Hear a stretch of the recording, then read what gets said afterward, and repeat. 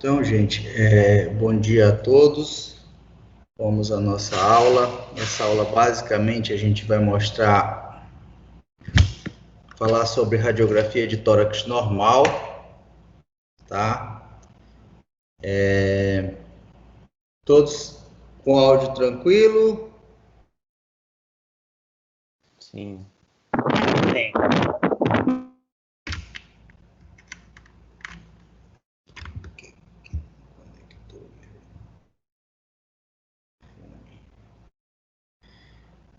Vamos lá. Então,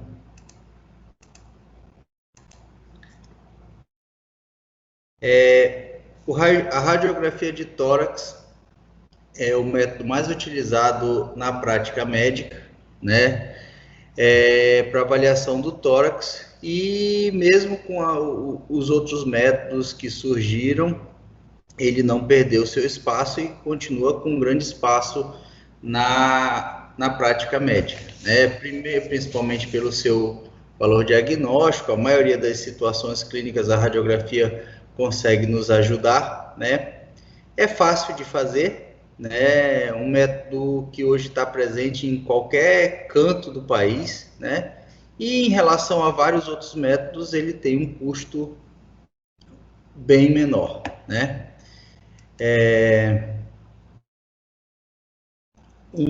Vocês vão ver em várias literaturas falando em...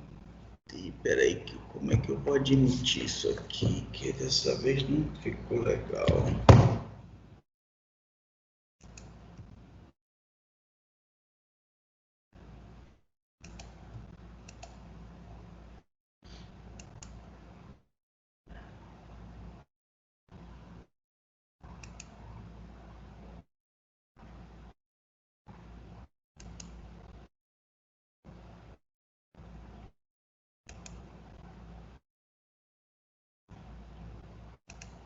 Tá aparecendo o zoom no fundo aqui para mim admitir.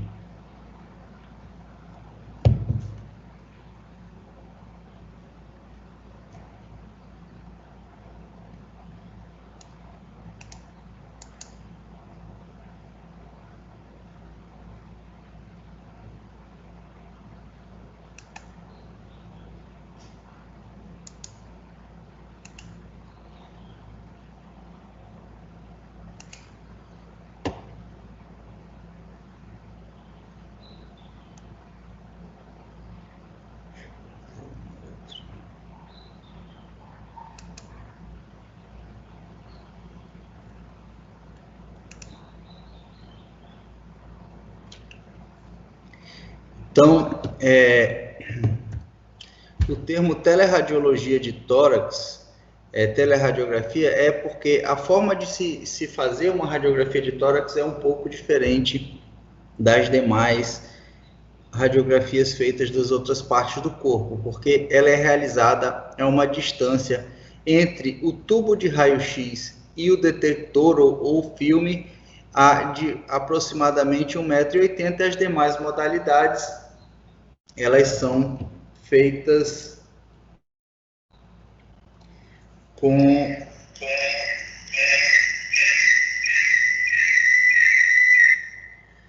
com 1 m de distância, né?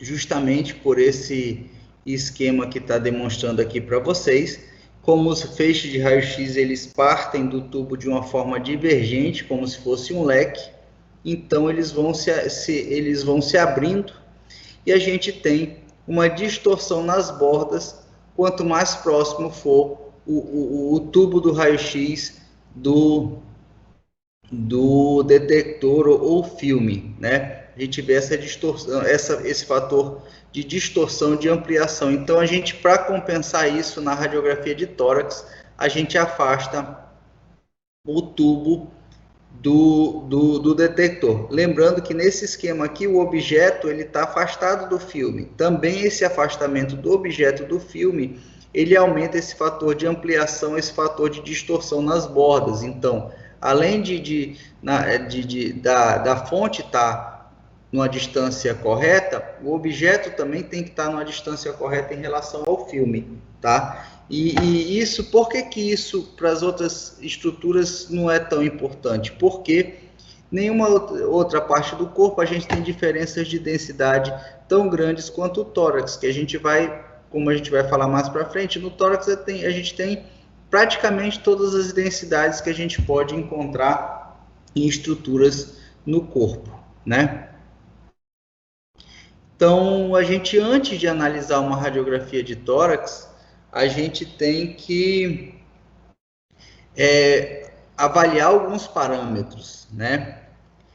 Aqui a gente tem uma radiografia ainda feita de forma analógica, em que a única identificação que a gente tinha do paciente era um número e uma data, né? Mas uma convenção mundial de que a identificação, o correto, ela está no canto superior direito da imagem, porque isso aqui que vai identificar para a gente o lado que foi feito, se está correto ou não, né? Hoje, com os métodos digitais, a gente tem várias informações em todos os cantos da imagem, né? Além desse fator, isso eu gosto de frisar sempre, isso vale para qualquer exame, não só para uma radiografia, para um hemograma ou para qualquer outro exame.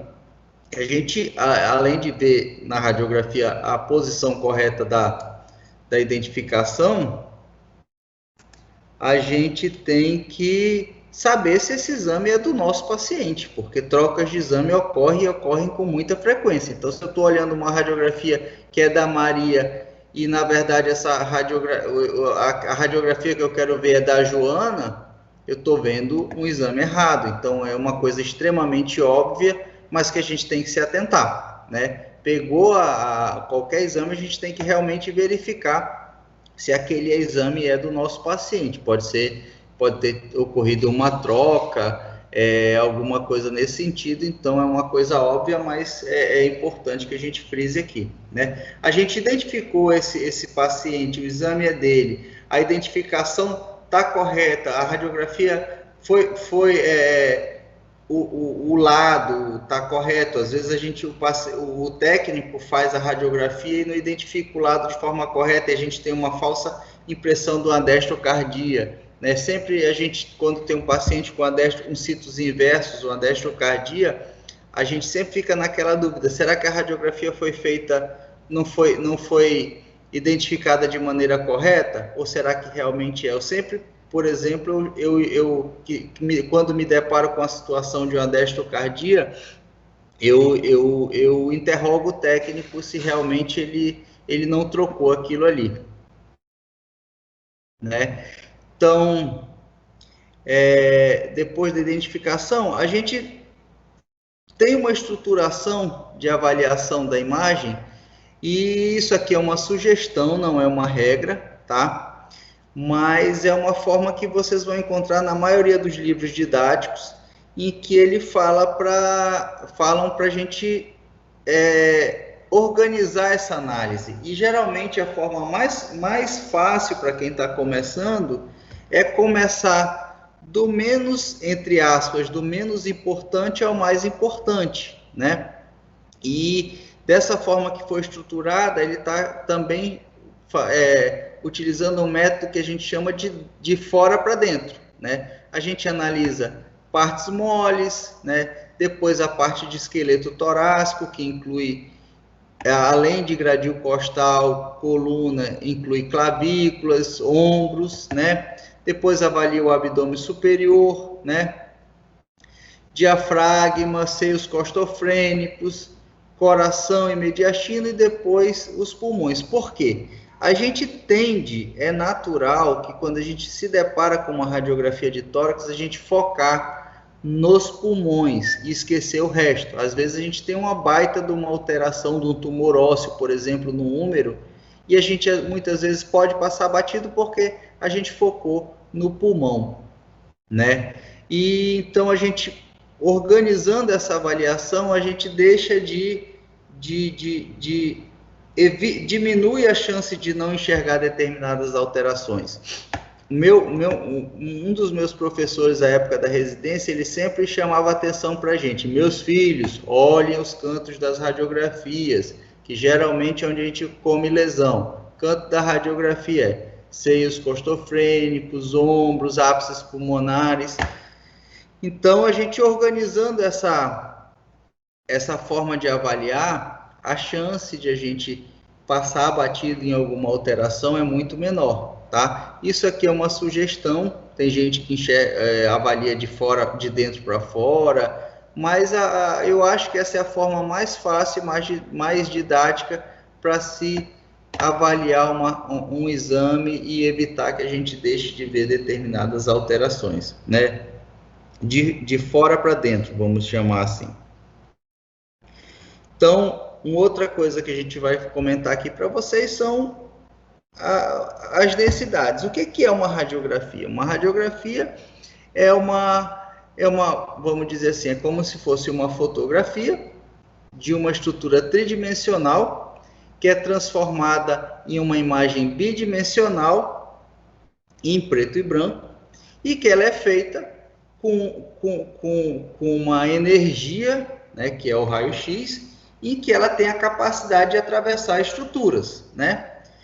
E quanto maior a densidade da estrutura, quer dizer, quanto mais dura, mais compacta aquela estrutura for, menos raio-x vai chegar no detector. Eu estou falando de detector porque hoje a maioria dos métodos são digitais, então a imagem é captada por um detector digital, que pode ser uma placa de um CR, uma placa de fósforo, que fica a imagem latente, e ela é lida por um scanner ou por um detetor digital mesmo de cristais cintilantes, que são os aparelhos digitais já reais, em que você, a partir do momento que você emitiu aquele raio-x, você em segundos já tem a imagem na tela. Esse, por exemplo, a gente já tem um equipamento desse na clínica. Tem, na verdade, os dois métodos, né? Na maioria dos serviços, vocês vão ver o método que a gente chama de CR, que é uma placa de cristais de fósforo, né?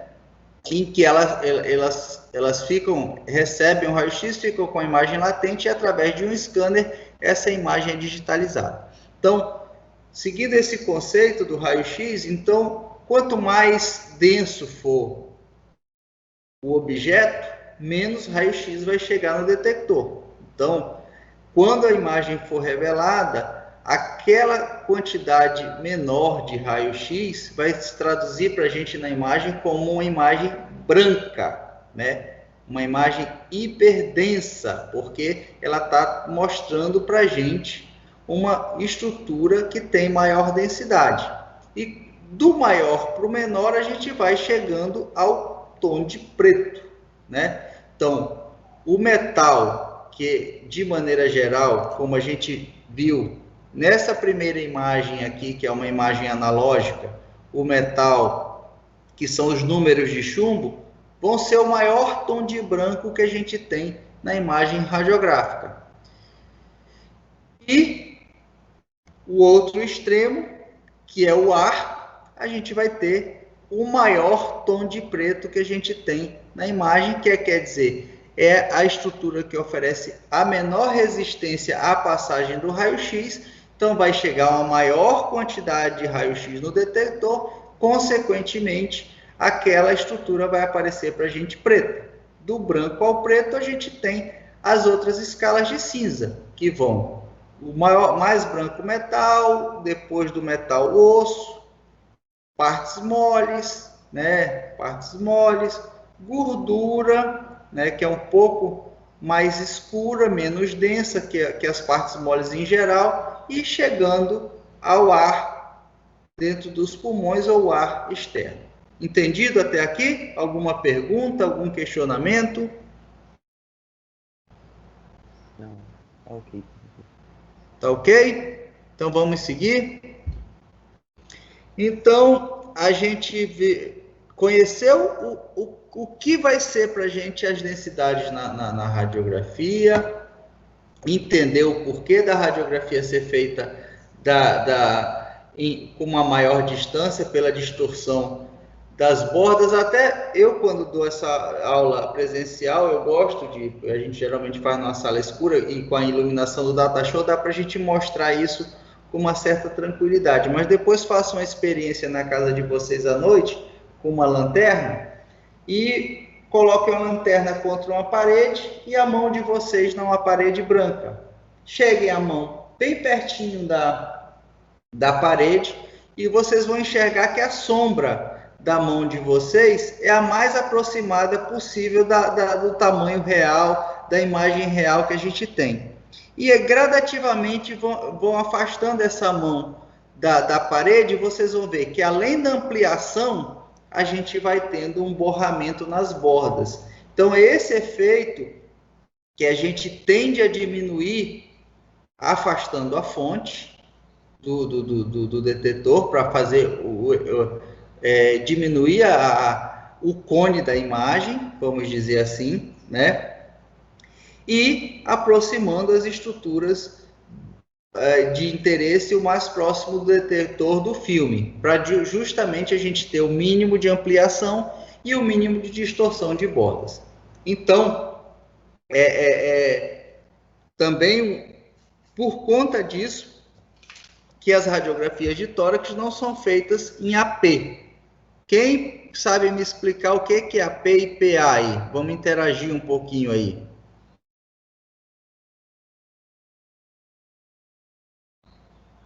Alguém? Antero-posterior e póstero-anterior. E o que isso significa? O posicionamento do paciente.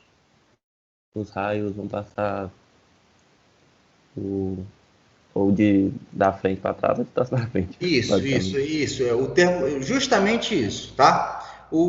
Não é o posicionamento do paciente, é a maneira de que o raio vai incidir naquela estrutura, tá? A maioria das radiografias são feitas em AP, quer dizer, de anterior para posterior. O raio vai entrar anterior, vai sair posterior e vai chegar no detetor. Póstero anterior é o quê? Entra posterior à estrutura e sai anterior à estrutura. É isso que é o PA e AP, tá?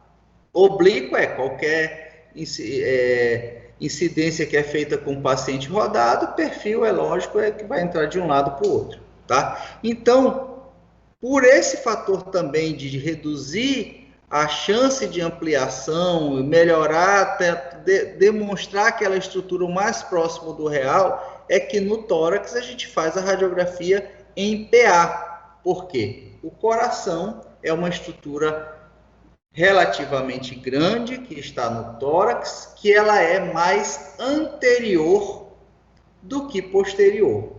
Se a gente faz uma radiografia de tórax em AP, aquele coração que está anterior, ele vai estar pelo menos aí uns 10 centímetros, 15 centímetros distante do filme se for feito em AP. Ele vai sofrer uma ampliação, e essa ampliação, para quem já teve a oportunidade de ver na prática, ela é considerável. Tem situações que a gente realmente não consegue fazer a radiografia em PA, a gente não consegue fazer a radiografia dentro dos parâmetros ideais, e a gente... Só um instante. Estou querendo ingressar aqui.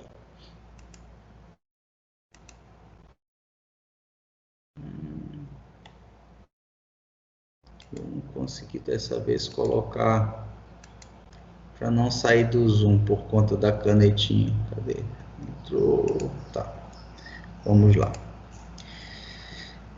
Então, onde é que eu parei? Então, a gente tem que se atar com AP mesmo. Por exemplo, a radiografia de um paciente que está acamado, de um paciente que tem pouca mobilidade, um paciente cadeirante, por exemplo, a gente tem que fazer em AP, que é o que a gente consegue, né? Mas a gente vai ter consciência de que aquela radiografia foi feita em AP, que a gente vai ter um coração falsamente aumentado, a avaliação cardíaca vai ser prejudicada nessa situação, né? Então,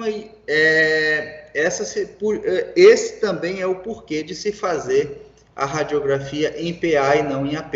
E na outra situação, seguindo o mesmo raciocínio, como a ponta do coração e o coração é relativamente mais à esquerda do que à direita, também quando a gente vai lançar a mão de fazer um perfil, o perfil preferencialmente deve ser realizado o perfil esquerdo, tá?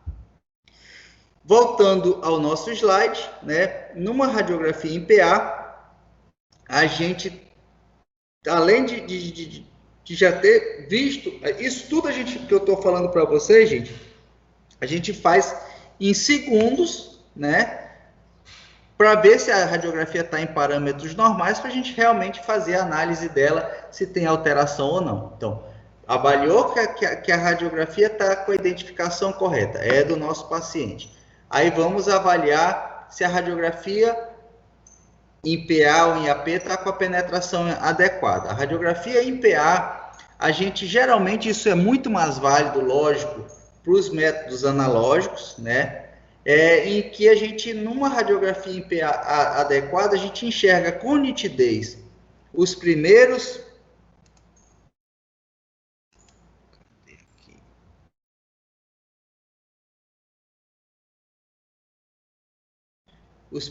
corpos vertebrais.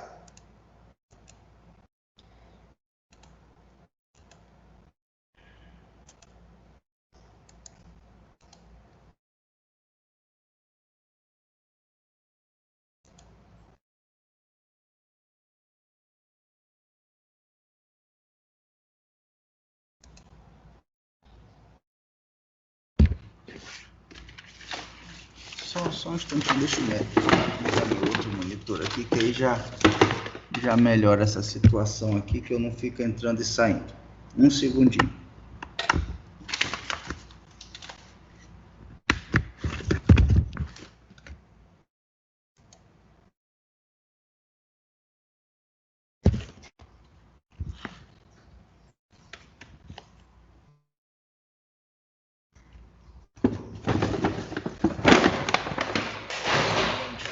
Toda hora parando aqui.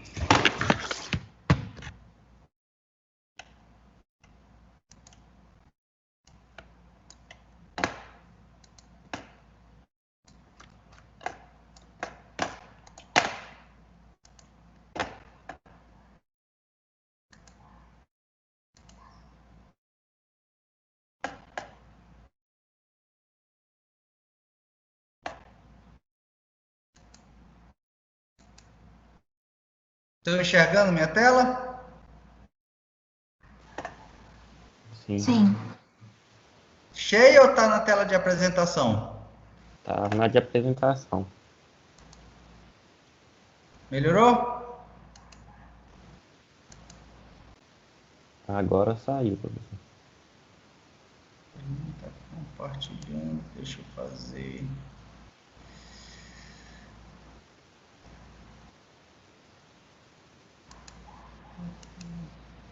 Pega isso.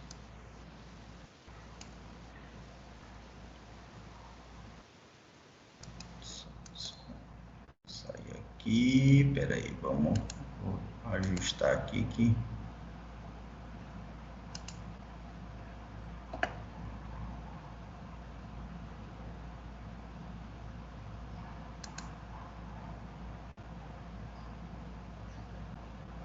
e agora? Agora tá Agora sim. Beleza, tá bom.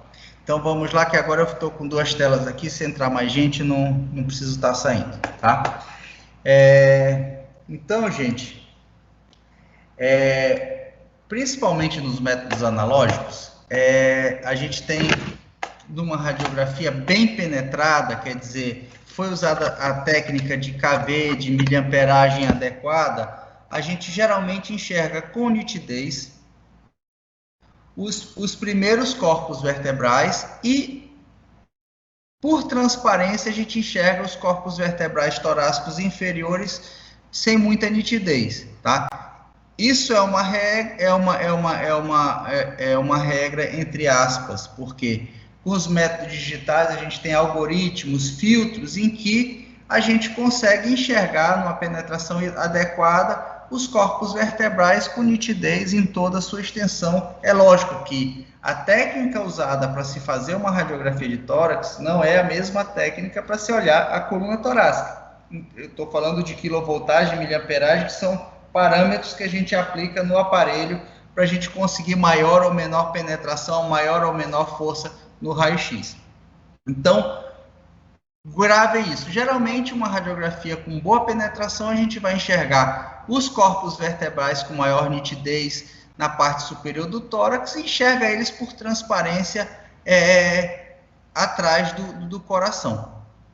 Isso tem importância porque se a gente enxerga um branco só, a radiografia não está numa penetração tão adequada e que a gente não vai enxergar muitas vezes alterações por trás do coração. Eu não sei se aí para vocês como é que está a imagem, porque a gente sempre perde um pouquinho pela internet, mas eu não sei se vocês conseguem enxergar que por trás do coração a gente está vendo, por exemplo, trama vascular pulmonar aqui por transparência. Alguém consegue enxergar isso? Sim, tá dando para ver. Beleza, então tá bom. Então, importante isso, porque a gente não tem que ficar com o coração totalmente branco aqui, a gente tem que enxergar por trás dele, porque tem muito pulmão, tem muita coisa aí por trás do coração, tá? É lógico que a gente está sempre falando aqui para vocês de parâmetros ideais, tem pacientes, tem situações em que a gente não consegue alcançar o ideal e a gente usa o que tem, tá? No perfil, a penetração adequada já é o contrário.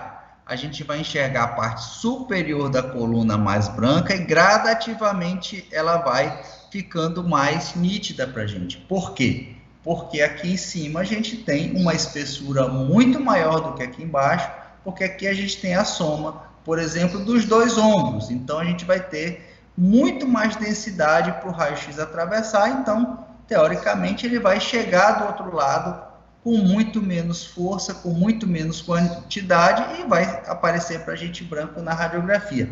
Essa imagem aqui é importante que vocês gravem o que a gente chama de gradiente da coluna.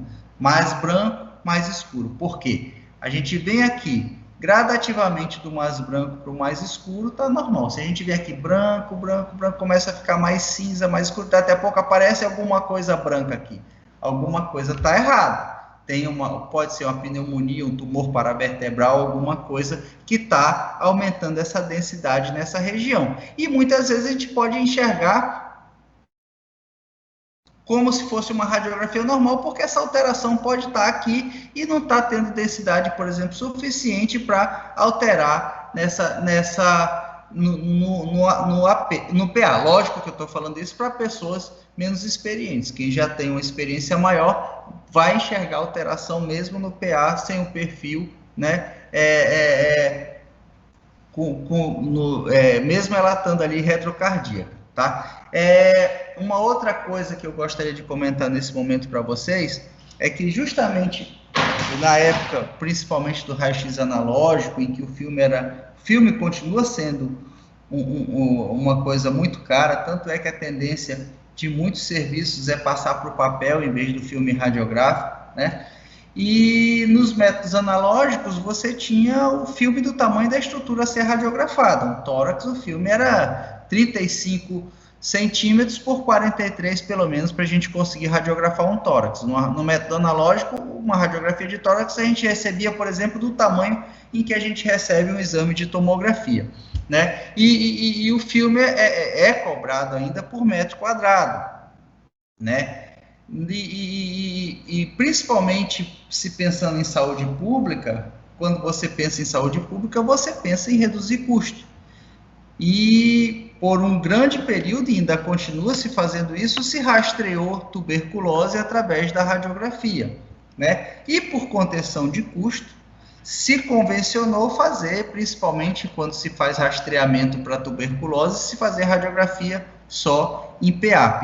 Pediam PA de tórax, PA de tórax, PA de tórax. Até um brasileiro, por exemplo, desenvolveu um método para reduzir esse custo, que foi o Manuel de Abreu, em que ele conseguiu fazer um aparato em que, em vez de radiografar no filme de tamanho real, ele conseguia reduzir a imagem através de jogos de lente e fazer essa radiografia num filme de 35 por 35 milímetros. E aí eu não cheguei a ver isso é parte da história, em que você conseguia, inclusive faziam aparelhos móveis para concurso, essas coisas de universidade, no vestibular, na porta das universidades, geralmente tinha, porque eles faziam rastreamento de todo mundo para tuberculose e faziam o que chamava-se de abreografia, que era uma radiografia em que a imagem era captada num filme menor, justamente para você conseguir fazer radiografia em massa, e aí eles olhavam através de uns sistemas de lente, eu não sei como é que é isso, porque eu não vi,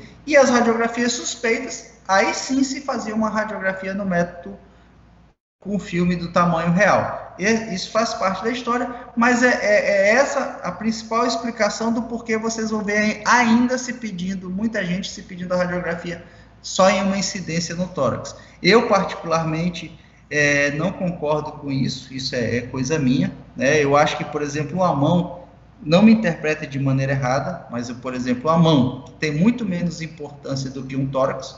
A gente convive sem uma mão, lógico que sem qualidade, mas muitas vezes convive, mas sem estruturas nobres do tórax é pouco provável. Então, por que uma mão a gente radiografa no mínimo em 2 incidências e um tórax não, né? Então, eu particularmente, meu pai, tudo, a gente na clínica eliminou isso de se fazer radiografia de tórax somente em uma incidência. Independente do pedido médico, a gente sempre faz 2 incidências porque o ganho diagnóstico é muito maior. Mas eu estou falando aqui justamente porque está falando em PA, para que vocês entendam o porquê disso, e eu acho que não é uma coisa no momento atual que é válida. Eu acho que o tórax tem que ser radiografado no mínimo em 2 incidências. Tá? Então vamos seguir, depois já avaliamos identificação, penetração, entendemos o porquê da radiografia de tórax ser preferencialmente feita em PA, entendemos porque ela é feita numa distância maior e é chamada de teleradiografia, que vocês vão encontrar isso em determinados livros. Agora vamos avaliar se essa radiografia foi bem centrada ou não, né? O que é que significa uma radiografia bem centrada? Que todas as estruturas de interesse têm que estar dentro do que a gente está analisando. Não tem que cortar seio costofrênico, não tem que cortar pulmão, né? Não tem que incluir as estruturas de interesse dentro daquela radiografia, né? Então, uma radiografia centralizada ideal, ela inclui os ombros, inclui a parte cervical superior, inclui o abdômen, inclui todo o tórax, os seios costofrênicos têm que estar dentro da radiografia, né? E aí, depois de avaliar a centralização, a gente avalia se essa radiografia está rodada ou não, né? A radiografia, quando está feita sem rotação, a gente tem uma maneira muito simples de avaliar isso, tá? Em que a gente traça uma linha imaginária nos processos espinhosos dos corpos vertebrais torácicos superiores e uma linha imaginária nos bordos mediais das clavículas. Essas distâncias têm que ser mais ou menos iguais. Se aqui eu estou mais distante que aqui, essa radiografia está rodada, tá? Então, a gente avaliou centralização, avaliou rotação. Vamos ver se a radiografia está bem inspirada ou não. E aí, vocês têm que aprender a contar costela. Costela, lembrando que ela se projeta para a gente na radiografia num sentido oblíquo, né? Então, o mais fácil de a gente contar as costelas é contando as costelas posteriores. A gente usa esse termo em radiologia, costela anterior, costela posterior. Por quê? A gente fala em relação à região dela. Quando a gente fala em arco costal anterior, essa parte mais anterior da costela, arco costal posterior é a parte mais posterior. Isso é uma convenção que se usa geralmente nas descrições radiológicas. Então, uma radiografia bem inspirada, ela tem que conter pelo menos 10 a 11 arcos costais posteriores dentro dos campos pulmonares.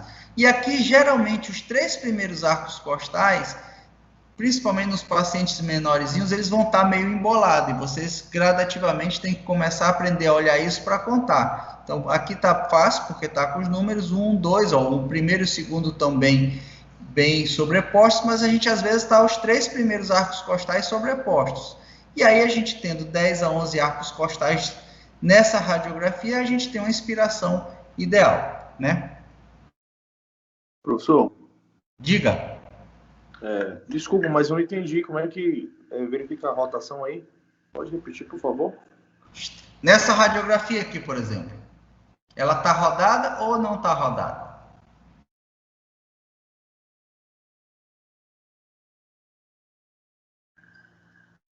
Sim. O que eu falei para vocês? Vê se tu lembra como é que é a maneira. Isso aí, tudo que eu estou falando aqui, em quase meia hora, a gente faz em 2, 3 segundos. Tá? Toda essa avaliação prévia. O que eu falei? Ó, aqui, ó. Vamos nessa radiografia que não está desenhada. Processos espinhosos dos corpos vertebrais. Estão aqui. Tá? Uma linha imaginária eu traço aqui. Bordos mediais das clavículas. Uma aqui, a outra aqui. Ó, essa distância, essa distância. Elas estão basicamente equidistantes. Essa radiografia não está rodada. Aqui, ó. Processo